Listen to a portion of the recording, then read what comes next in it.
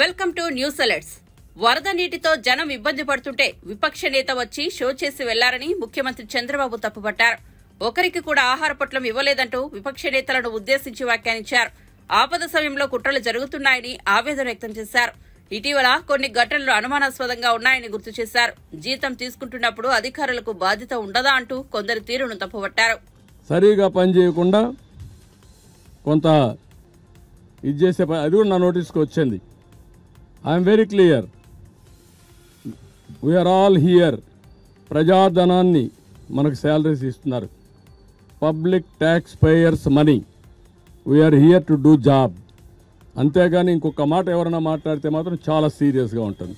ఒకటే మాట చెప్తున్నా, కొంతమందికి ఇంకా ఉంది. మీరు కూడా సమాజంలో భాగం. సమాజంలో మీరు కూడా ఇలాంటి తప్పుడు సంకేతాలు ఇచ్చి మీ పరువు పోగొట్టుకోవద్దండి. కమాన్ మెయిన్ స్ట్రీమ్కి రమ్మని కోరుతున్నా.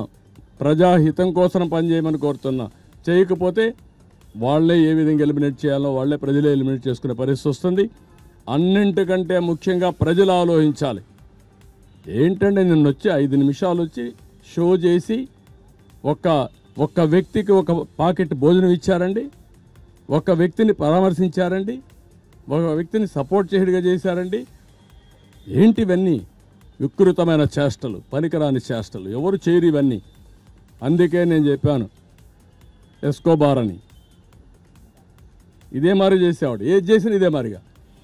As long as you are in government roles, that is your duty to do government duty. Be clear. ఒకవేళ వీఆర్లో పెట్టాడు సిఎస్ఓ, లేదంటే మా డీజీ గారు ఓవర్లుక్ అయ్యారు. ఓవర్లుక్ అయితే పనిచేయవా నువ్వు? ఏమనుకుంటున్నారు మీరు? జీతం తీసుకోవడంలా? జీతం తీసుకున్నప్పుడు నీకు బాధ్యత లేదు. సమాజం నుండి కూడా బాధ్యత ఉంటుంది. గుర్తుపెట్టుకోండి. మీరు అందరం ప్రజలుంటేనే మనం అందరం ఉంటాం. ప్రజలు ఇబ్బందుల్లో ఉన్నప్పుడు మీనమేషాలు లెక్కేయడం, వాళ్ళకు నష్టం వచ్చే పనులు చేయడం అది క్షమించరాని నేరం. I'm very clear on that. నేను కూడా ప్రజలకు ఎప్పటికప్పుడు కమ్యూనికేట్ చేస్తా. నేను వాళ్ళు ఏ నిర్ణయం చేసి దానికి ముందుకు పోతాను. మీ పరిపాలనలో కూడా ఇంకా ఏంటి ఇవన్నీ ఉన్నాయని అడిగారు. ఒకరు కాదు, ఎక్కడికి పోయినా మీరు పరిపాలనలోకి వచ్చారంటే మిమ్మల్ని కోరుకున్నాం, మీరు వచ్చారు. వచ్చిన తర్వాత ఎందుకు జరగడం లేదు? ఎందుకు ఇవన్నీ జరుగుతున్నాయి? మీరు చెప్తున్నారు ఎందుకు ఫీల్డ్లో జరగలేదు? They are asking me. Now I have to respond. నిన్న ప్రధానమంత్రి గారు చెప్పినప్పుడు ఆయన ఒక మాట అన్నాడు, మీరున్నారు, మీరు చేయగలుగుతారు కదా. నమ్మకం ఆయనకు. ఉదూ సైక్లోన్లో వచ్చినప్పుడు చూశాడు ఆయన. ఇద్దరం దిగాం. ఆయన రిసీవ్ చేసుకుని కారులో పోతా ఉంటే ప్రజలు నన్ను చూసి ఒక నమ్మకంతో 2 ఏళ్ళు చూపించి నవ్వారు. నవ్వుతూ స్వాగతం పలికారు. అంటే ఏంటి ఉద్దేశం? మీరున్నారు, మేము సేఫ్ అని, మాకేం బాధలు ఉండవు అన్నీ.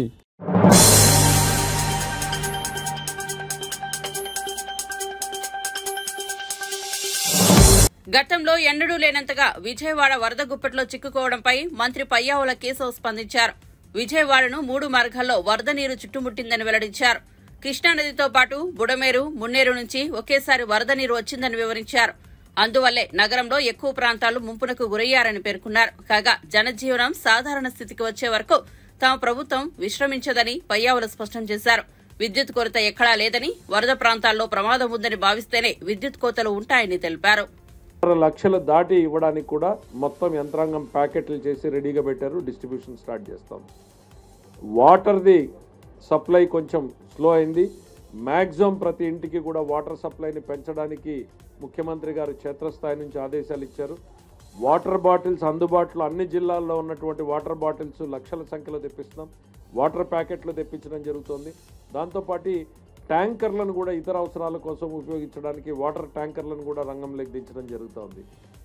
ఏ ఒక్క అవకాశాన్ని కూడా వినియోగించకుండా, ఇది మా బాధ్యతగా, మా కుటుంబ సభ్యుల ఇబ్బందుల్లో ఉన్నారు అన్నంతటువంటి భావనతోటి, అంతే బాధ్యతతోటి ఇవాళ ముఖ్యమంత్రి చంద్రబాబు నాయుడు గారి ఆదేశాల మేరకు మొత్తం టీం పనిచేస్తూ ఉంది.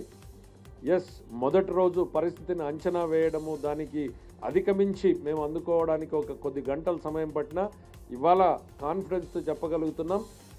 మ్యాక్సిమం ప్రాంతాన్ని ప్రతి ఇంటి తలుపు తట్టే స్థాయికి ప్రభుత్వ యంత్రాంగం చేరింది. ప్రతి ఇంటికి వాళ్ళ అవసరాల మేరకు పాలు, నీళ్లు, మరి రిలీఫ్ యాక్టివిటీని భోజనాలు అందించే ప్రయత్నానికి చేరుకోగలిగాం. ఈరోజు నైటు రేపు ఈ వరద ఉధృతి కొనసాగున్నంత వరకు కూడా ప్రభుత్వ సైడ్ నుంచి రిలీఫ్ నడుస్తూనే ఉంటుంది. మరి ఈ కోఆర్డినేషన్ టీం అనేటువంటిది మొత్తం డే అండ్ నైట్ పనిచేస్తూ ఉంది. అందరం కూడా ఇక్కడే ఉంటున్నారు. లోకేష్ బాబు గారు నిన్న నైట్ దాదాపు 2 అయింది. మళ్ళీ మార్నింగ్ 6ంటికి అందరూ యాక్టివిటీ స్టార్ట్ చేశారు. ఈ 2-3 రోజులు కూడా ప్రజలకు నమ్మకాన్ని, విశ్వాసాన్ని మేము ఇవ్వదలుచుకున్నాం. మీకోసం నిరంతరం ఈ ప్రభుత్వం పనిచేస్తుంది, పనిచేస్తూనే ఉంటుంది, మీరందరూ సాధారణ స్థితికి వచ్చేంత వరకు అనేటువంటిది. Thank you. అందరికీ నమస్కారాలండి. అందరికీ తెలుసు విజయవాడ నగరం పరిసర ప్రాంతాల్లో ఈ వరద యొక్క ముప్పు వల్ల ప్రజలు ఎంత ఇబ్బంది పడింది. గత 200 సంవత్సరాలు ఎప్పుడు కూడా ఇంత వర్షం కానీ ఇటువంటి వరద కానీ ఈ కృష్ణానదికి కానీ అదేవిధంగా పక్కనున్న చిన్న చిన్న నదులకు కానీ ఎప్పుడు రాలేదు. అలాంటిది ఫస్ట్ టైం వచ్చింది. అయితే ముఖ్యమంత్రి గారు వచ్చిన వెంటనే యాక్చువల్గా చేసి వెంటనే యాక్చువల్గా కలెక్టర్ ఆఫీస్కి వచ్చి ప్రజలకి టోటల్గా ఈ వాటర్ అంతా బయటికి పోయిందాక ఇక్కడి నుంచి కదలని ఇక్కడే ఉంటానంటూ వారు ఆ రోజు నుంచి ఈ రోజు ఇక్కడే ఉంటూ మంత్రుల్ని, అధికారులను, అన్ని డిపార్ట్మెంట్ యాక్చువల్ పిలిచి ఒక సమన్వయంతో చేయటం వల్ల ప్రాణ నష్టాన్ని మినిమైజ్ చేసాం. Almost minimise.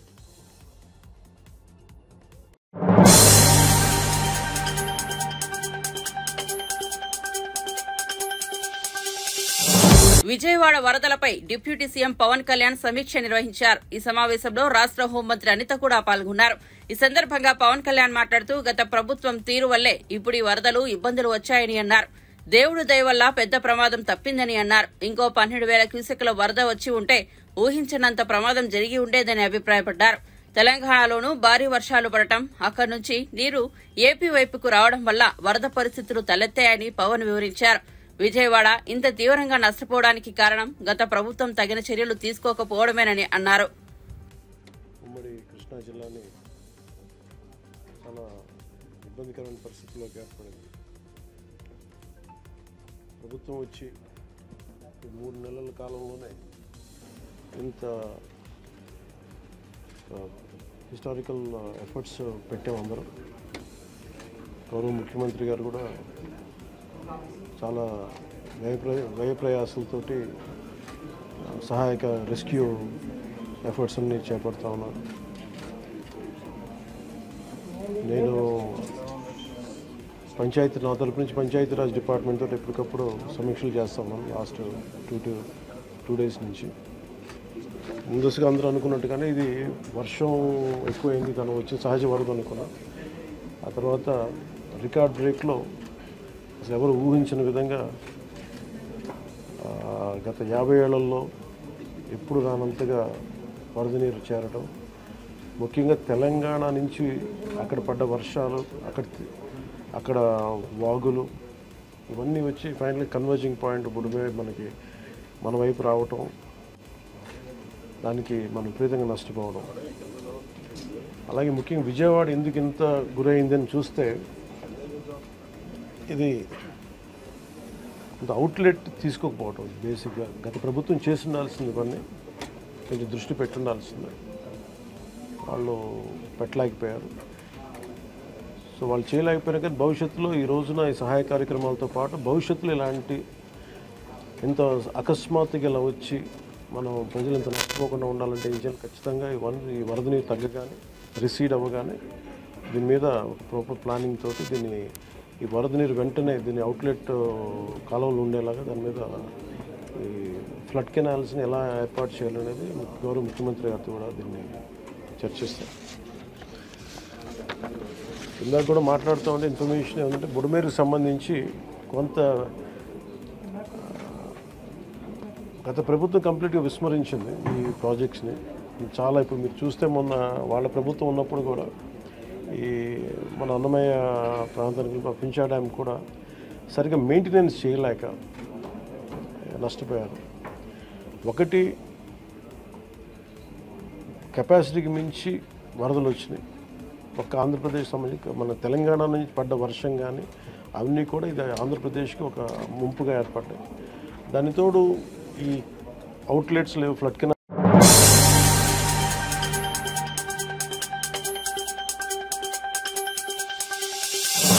భారీ వర్షాల కారణంగా విజయవాడ వరద బాధితులు ఆందోళనలో ఉన్నారని వైసీపీ ఎమ్మెల్సీ బొత్స సత్యనారాయణ అన్నారు. విజయవాడలో బస్తు మీడియా సమావేశంలో మాట్లాడుతూ కూటమి సర్కారు బాధితుల కనీస అవసరాలు తీర్చడం లేదని విమర్శించారు. వర్షాలతో వరదలు వచ్చి బాధితులు నరకం చూస్తున్నప్పటికీ ప్రభుత్వం సరైన చర్యలు తీసుకోవడం లేదని చెప్పారు. వైసీపీ ₹1 కోటి ఆర్థిక సాయం చేయాలని నిర్ణయించిందని, బుధవారం నుంచి బాధితులకు త్రాగునీరు, ఆహారం, పాలు పంపిణీ చేస్తామని తెలిపారు. ఆంధ్రప్రదేశ్ ముఖ్యమంత్రి చంద్రబాబు నాయుడు వరదలపై ముందస్తు సమాచారం లేదా అని నిలదీశారు. వాతావరణ శాఖ నుంచి ప్రభుత్వానికి సమాచారం రాలేదా అని ప్రశ్నించారు. మనకి వాతావరణ శాఖ తెలియపరుస్తుంది, ఎంత వర్షపాతం నమోదు అవబోతుంది, దానికి తగ్గట్లు తగ్గ ఏర్పాట్లు చేయాలనేది ముందుకు ఆలోచన చేస్తాం. అది సహజం. అది దీనికేమి పెద్దగా మనకేమి పేచీలు చేయక్కర్లేదు, చదువుకోక్కర్లేదు. Common sense point. అందులో అనుభవం ముఖ్యమైనది. ఇంకా ముందుగా ఆలోచన చేసుకోవాలి.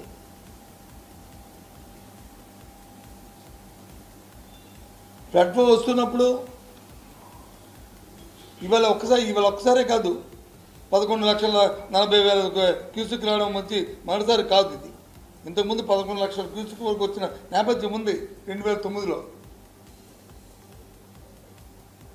మన ప్రకాశం బ్యారేజ్కి. ఆ రోజు నేను వచ్చాను ఇక్కడ, నేను ఇన్ఛార్జ్గా ఉన్నాను. ఆ రోజు వచ్చి మంత్రిగా వచ్చాను. రాజశేఖర్ గారు ముఖ్యమంత్రిగా ఉన్నప్పుడు నేను వచ్చి ఇక్కడ కూర్చున్నాను. వారం రోజులు ఇక్కడే ఉన్నాను. ఎగురున్న ప్రాంతంలో కానీ దిగున్న ప్రాంతంలో కానీ గంటలు పడిపోతే గంటలు ఏ విధంగా పోర్చాలి, ఏ విధంగా ఫోర్కాస్ట్ చేసుకోవాలి, అక్కడి నుంచి నాగార్జున సాగర్ నుంచి, శ్రీశైలం నుంచి, నాగార్జున సాగర్ నుంచి, పులిచెంతల దగ్గర నుంచి మానిటరింగ్ చేసుకోవచ్చు. వాళ్ళని ప్రతి 10 నిమిషాలకి, ప్రతి హాఫ్ అన్ అవర్కి అక్కడ ఉన్న ఫ్లోన్ అంతటినీ కూడా ఎస్టిమేట్ చేసుకుని కిందకి నీరు వదులుతూ ఆ కార్యక్రమం చేశాం. ఇక్కడ ఉందా ఎంతసేపు ఆడిపోసుకోవడం, గత ప్రభుత్వాలు తాడు తప్పిదనాలు చెప్పడం. మోహనదేవుడును వైఎస్ఆర్సీపీ పార్టీ లేకపోతే జగన్మోహన్ రెడ్డి గారు ఇద్దరును కొలీగ్సా, ఫ్రెండ్సా? ఈయన చెప్తే ఆయన వర్షం పడిపోవడానికి. ఇది నడుస్తున్నప్పుడు పైన ఉన్న రిజర్వాయర్ నుంచి ఒకటిగా పులిచెంత దగ్గర నుంచి, అక్కడ నుంచి శ్రీశైలం దగ్గర నుంచి, కింద ఉన్న నాగార్జున దగ్గర నుంచి, శ్రీశైలం దగ్గర నుంచి మనం వచ్చి దాన్ని ఖాళీ చేసుకుంటూ ముందుగా దాన్ని ఫోర్కాస్ట్ చేసుకుని కిందకి నీరు వదులుకునే పరిస్థితి చేసుకోవాలి. ఏమైనా మానిటరింగ్ ఏమైనా జరిగిందా? జరిగితే చెప్పండి. నేను సూటిగా ప్రశ్నిస్తున్నాను.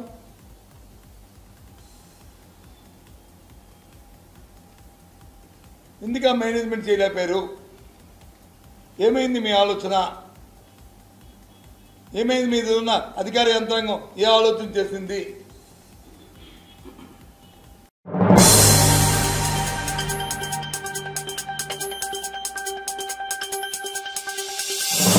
తెలంగాణ రాష్ట్రం వర్షాలతో అతలాకుతలం అయిందని TPCC working president MLC Mahesh Kumar Goud ప్రశ్నించారు. ప్రజలకు భరోసా ఇస్తూ సర్కార్కు సలహాలు, సూచనలు ఇవ్వాల్సి ఉండే, కానీ కేసీఆర్ ఫామ్ హౌస్ కి పరిమితమయ్యాడని, రాజకీయాలను పక్కన పెట్టి సాయం చేయాల్సిన సోయి లేదా అని విమర్శించారు. కేసీఆర్ ఏ ఫామ్ హౌస్ లో పడుకున్నాడో ప్రజలు తెలుసుకునే పనిలో ఉన్నారని అన్నారు. అవసరం అనుకుంటే ప్రభుత్వానికి, ముఖ్యమంత్రికి సలహాలు, సూచనలు ఇవ్వాల్సినటువంటి ప్రధాన బాధ్యతలో ఉన్నటువంటి ప్రతిపక్ష నాయకుడు ఫామ్ హౌస్కే పరిమితం అవడం అనేది చాలా బాధాకరం, శోచనీయం. ప్రతిపక్ష నేత అంటే ప్రభుత్వ అధినేతకి ఎంత బరువు బాధ్యత ఉంటుందో అంతే బాధ్యత వివరించాల్సినటువంటి స్థానం అది. రాజకీయాలు, ఎలక్షన్లు వేరు, కానీ ఇలాంటి నేచర్ కెలామిటీ జరిగినప్పుడు రాజకీయాల్ని పక్కన పెట్టి ప్రజలకి కష్టాలు పడుతుంటే వారి కష్టాల్లో భాగం పంచుకొని వారికి భరోసా ధైర్యాన్ని ఇస్తూ ప్రభుత్వానికి సలహాలు ఇవ్వాల్సిన బాధ్యత ప్రతిపక్ష నాయకుడిది. ఆయన ఏ ఫామ్ హౌస్లో పడుకున్నాడో ప్రజలు తెలుసుకోవాల్సిన అవసరం లేదు. మొన్నటి వరకు గారాల కూతురు కవిత గారి బయలు కొరకు పడరాని పాటలు పడి బీజేపీ నాయకుల చుట్టూ తిరుగుతూ ప్రాధాన్యపడిన సందర్భం. సరే, కవిత గారు జైలు నుంచి బయటకు వచ్చినారు. ఇప్పుడు సంబరాలు జరుపుకుంటా ఉన్నారు. తండ్రి గారు ఫామ్ హౌస్కే పరిమితం అవుతే సుపుత్రుడు అయినటువంటి వర్కింగ్ ప్రెసిడెంట్ కేటీఆర్ గారు ఈ సమయంలో విలాస యాత్రలో ఉన్నారు. ఆయన ట్వీట్ చేశారు, ఇంగ్లాండ్లో ఎక్కడో టెలిఫోన్ బూత్లో 20 ఏళ్ల క్రితం ఫోటో దిగారంటే మళ్ళీ నిన్న ఫోటో దిగి పెట్టినాడు. ఇదా నేను బాధ్యత? ఇంగ్లాండ్ ఎంత దూరంలో ఉంది మనకి? మనకు శుక్రవారం నాడు వర్షాలు మొదలైనాయి. ఆ రోజే తీవ్రంగా వర్షాలు పడ్డాయి. శనివారానికి రావచ్చు కదా, వెనక్కి వచ్చి బాధ్యత నిర్వహించవచ్చు కదా, ప్రజలతో తిరగవచ్చు కదా. నువ్వు చేస్తున్న ట్వీట్లు ఇక్కడుండి ప్రజలతో మమైకమై ప్రజల కష్టాల్లో భాగమై ఇక్కడ పత్రికా సమావేశంలో మాట్లాడవచ్చు కదా. ఎక్కడో ఇంగ్లాండ్లో విహారయాత్రలో నువ్వు ఉండి సోషల్ రెస్పాన్సిబిలిటీ మరిచి సోషల్ మీడియాలో ట్వీట్లు పెడతా ఉన్నావు. ఇప్పుడు నా ట్వీట్లోనే ఏమైనా పనికొచ్చావంటే పసలేని ట్వీట్లు.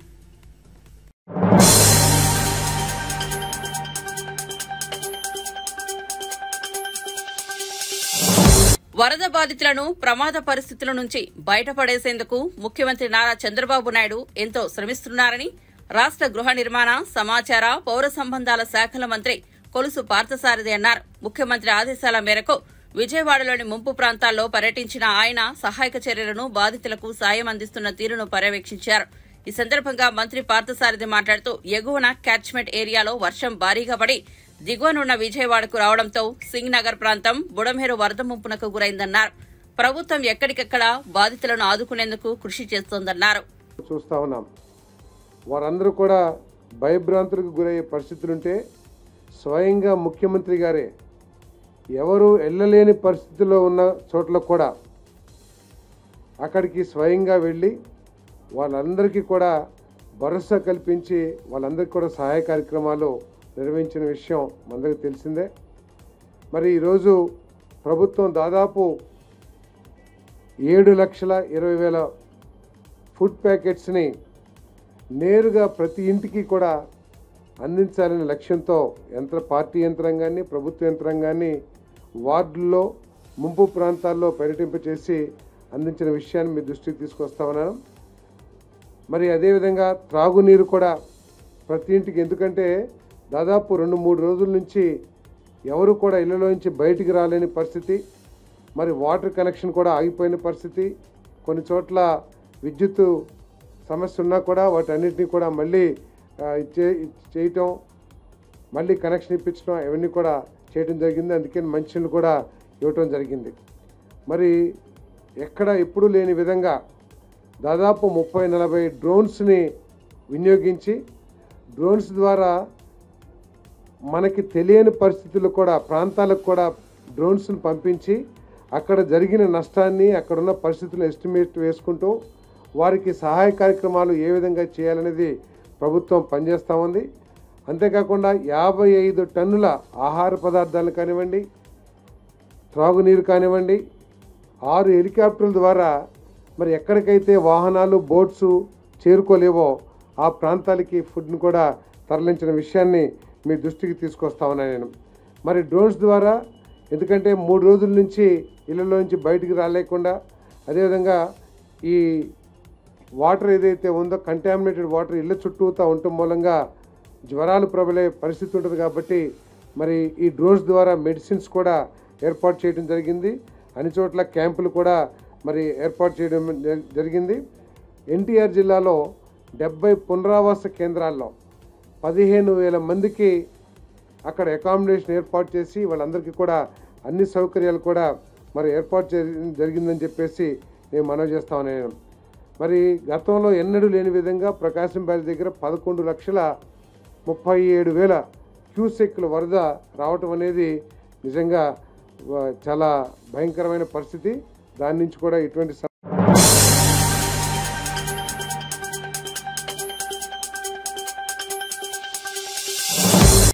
ప్రధాని నరేంద్ర మోదీ ఆగ్నేయాసియా దేశం బ్రూనై చేరుకున్నారు. బ్రూనై రాజధాని బందర్ సేరి బేగవాన్ లో ఆయనకు ఘన స్వాగతం లభించింది. బ్రూనై యువరాజు సీనియర్ మంత్రి హాజీ అల్ ముహ్తాదీ బిల్లా భారత ప్రధాని మోదీకి లాంఛనంగా స్వాగతం పలికారు. బ్రూనై సుల్తాన్ హాజీ హసన్ బొల్కి ఆహ్వానం మేరకు ప్రధాని మోదీ బ్రూనై పర్యటనకు వెళ్లారు. కాగా ఈ పర్యటనకు చారిత్రక ప్రాశస్త్యం ఉంది. ఓ భారత ప్రధాని బ్రూనై దేశానికి ద్వైపాక్షిక పర్యటన నిమిత్తం వెళ్లడం ఇదే ప్రథమం. భారత్ బ్రూనై మధ్య దౌత్య సంబంధాలకు 40 ఏళ్లు పూర్తయిన సందర్భం కూడా మోదీ పర్యటనకు విశిష్టతను చేకూర్చింది.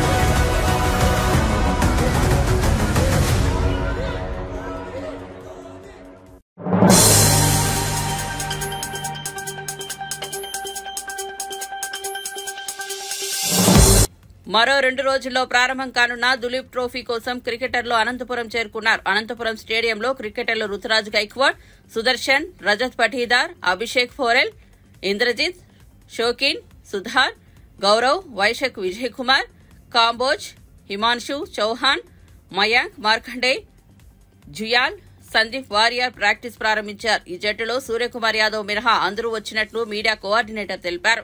సెప్టెంబర్ 5 నుంచి మొదలయ్యే ఈ దేశవాళీ ట్రోఫీలో కెప్టెన్ రోహిత్, విరాట్ కోహ్లీ, బుమ్రా మినహా మిగతా టాప్ క్రికెటర్లంతా పాల్గొననున్నారు.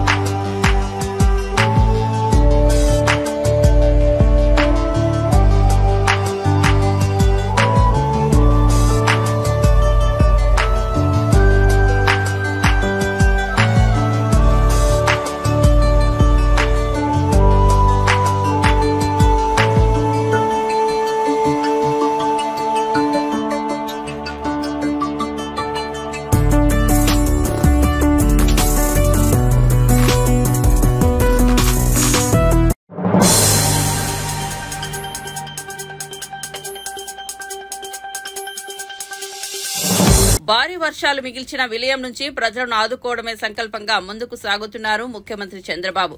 కాన్వాయ్ వదిలి జేసీబీపైనే వరద ప్రాంతాల్లో పర్యటిస్తున్నారు. జేసీబీ ఎక్కి వరద కాలనీలో పరిస్థితులను సీఎం పరిశీలిస్తున్నారు. ఆహారం అందుతుందా లేదా అని స్వయంగా ఆయనే బాధితులను అడిగి తెలుసుకుంటున్నారు. అందరినీ ఆదుకుంటామని భరోసా ఇస్తున్నారు. ప్రజల నుంచి వచ్చే స్పందన ఆధారంగా చర్యలు తీసుకుంటామని స్పష్టం చేశారు.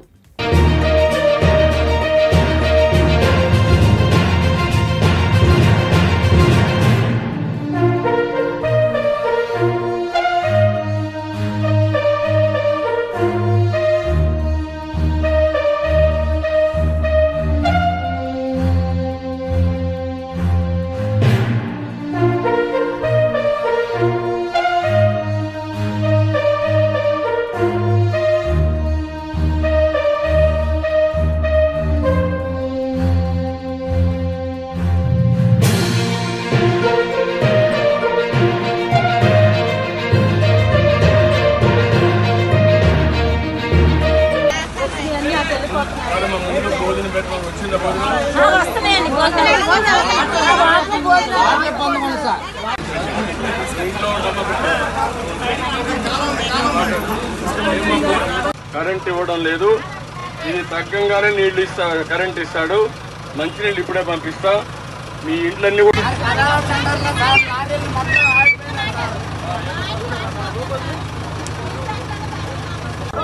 మళ్ళా ఇల్లు కట్టిస్తాను. ధైర్యంగా ఇల్లు కట్టిస్తాను. Morning breakfast